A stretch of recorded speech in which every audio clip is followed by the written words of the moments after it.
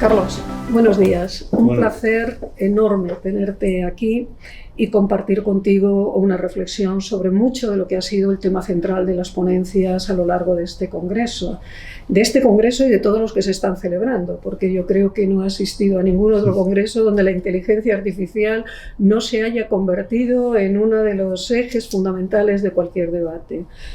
Y lo que sí que me gustaría poder compartir contigo y preguntarte desde tu experiencia, desde los años que llevas trabajando en el ámbito de las tecnologías y el sector sanitario, es que todo lo que es la inteligencia artificial tiene un fundamento, un punto base, una materia prima.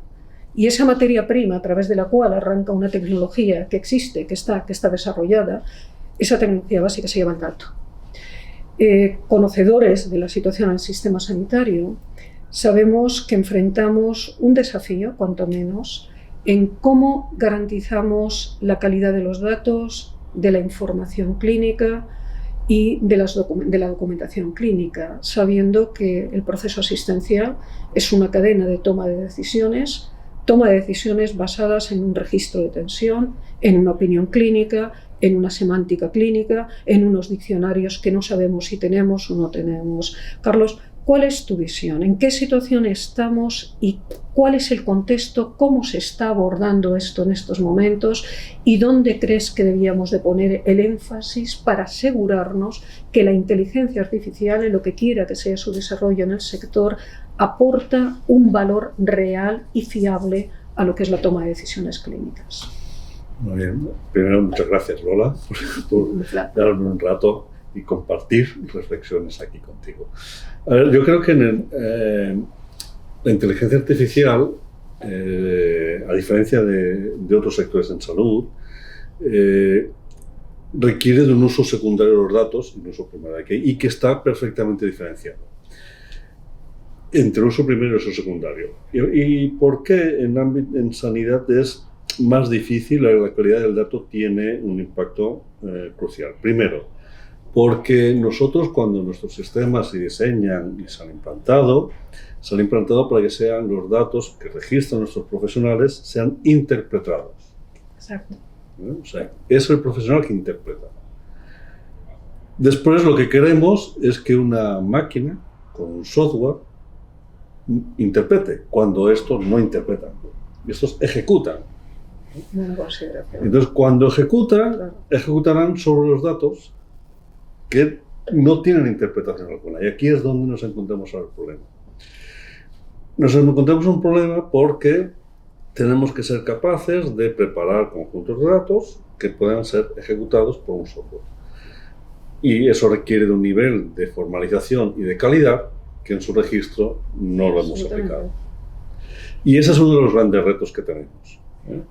¿Cómo aplicar esos criterios en el registro? Pasa por llevar políticas de gobierno de datos que en otros ámbitos ya existen.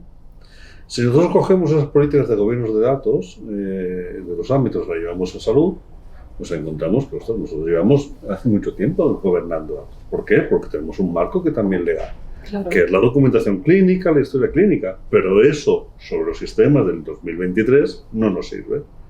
Buena reflexión. Entonces ya no nos sirve. ¿Qué es lo que tenemos que aplicarnos? Un modelo de gobierno del dato para el ámbito de salud, para poder registrar esos datos con la calidad, para que no sean interpretados solamente por el profesional, sino que después puedan ser ejecutados. Eso pasa por definición de propiedad del dato, clasificación del dato, definir los flujos, la formalización del dato y todo ese gobierno del dato en el cual las organizaciones de salud tenemos que ir trabajando. Es que es muy interesante porque si nos damos cuenta, o al menos no sé tu percepción, pero la mía es que en todos los foros en los que vamos y se habla, es como que hay un punto de inicio de cualquier conversación que es la inteligencia artificial en sí misma. Claro, el iceberg, la parte de abajo, es como algo que yo no veo que esté tomando la importancia y la relevancia que tiene en nuestra realidad. Es decir, es como una parte que o damos por hecha o no se enfrenta, o es una percepción en la que puedo estar absolutamente equivocada, porque lo cierto es que esa parte oculta es una parte de una criticidad absoluta y compleja, Carlos, porque requiere recursos, tecnologías, metodologías, consensos profesionales, porque en definitiva estamos hablando de registros de datos clínicos, donde de repente enfrentamos la necesidad de que haya diccionarios terminológicos, diccionarios semánticos. No es un tema estrictamente tecnológico donde tengamos una... Yo oigo muchos clínicos también hablar, tienen que ser interoperables, pero a veces pensamos que la interoperabilidad solamente tiene una dimensión, que es la dimensión tecnológica. Sin embargo, sabemos que tiene que haber también una interoperabilidad semántica, unos diccionarios, un consenso sobre la terminología clínica. ¿Cómo ves esa parte del iceberg? ¿Cómo la enfrentamos? ¿Qué lagunas estamos teniendo ahí? ¿O no lagunas? ¿Qué fortalezas tenemos? A ver, nosotros llevamos muchísimos años trabajando con la interoperabilidad. Yo creo que se ha avanzado muchísimo, nos queda mucho por avanzar. Si nosotros nos preguntan hace pues, pocos años, 6, 7 años, si seríamos capaces de dispensar una receta que se prescribe en cualquier sitio de España, pues ostras, es imposible. Hoy en día es. Es posible. Pero cuando esa receta no se hace fuera del sector público, ya no. Por lo tanto, aquí sí que es cierto que la interoperabilidad hay una capa semántica, sintáctica, técnica, que es muy fácil solucionar, pero incluso la semántica, pero hay una parte organizativa que es la que se ha de definir. Y grandes problemas de interoperabilidad que tenemos es por esa parte primera la que no tenemos que cerrar. O sea, cuando dos sistemas se quieren hablar, no es porque dos sistemas se quieren hablar, sino porque dos organizaciones, dos profesionales tienen necesidad de hablarse y quieren hablarse para un caso muy concreto. La interoperabilidad semántica, yo creo que llevamos muchísimos años trabajando y cada día trabajamos más y mejor. Y cada día trabajamos más y mejor, ¿por qué? Porque cada día se incorporan los profesionales asistenciales a esa decisión. Claro. Cada día los profesionales asistenciales están viendo que es necesario formalizar los datos y es necesario formalizar la información. ¿Por qué? Porque también lo podría utilizar después de hacer un segundo uso. Una pregunta en este ámbito, porque bueno, compartimos juntos una iniciativa dentro de las 6 con, digamos, a intentar trabajar en este sentido de la calidad del dato. ¿Qué papel crees, si tienes una opinión al respecto y me consta que la tienes, qué papel crees que pueden jugar las sociedades científicas en ese proceso de ordenación de semántica, de control de calidad de esa misma semántica?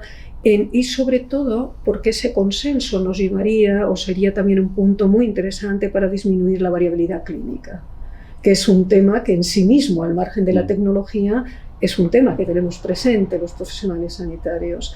¿Cómo ves qué papel se podría o se debería jugar? Nosotros somos una sociedad científica también, por lo tanto, en esa convergencia entre sociedades. Sí, aquí a nosotros, yo creo que las sociedades científicas lo tienen todo.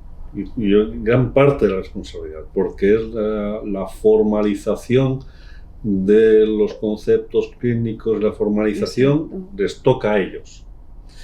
Y nosotros como sociedad científica de informática y salud nos toca liderar y ayudar a que ellos lo hagan y acompañar a que ellos lo hagan, porque nosotros seremos uno de los beneficiados, porque seremos capaces de crear servicios, infraestructuras y sistemas que den respuesta a eso.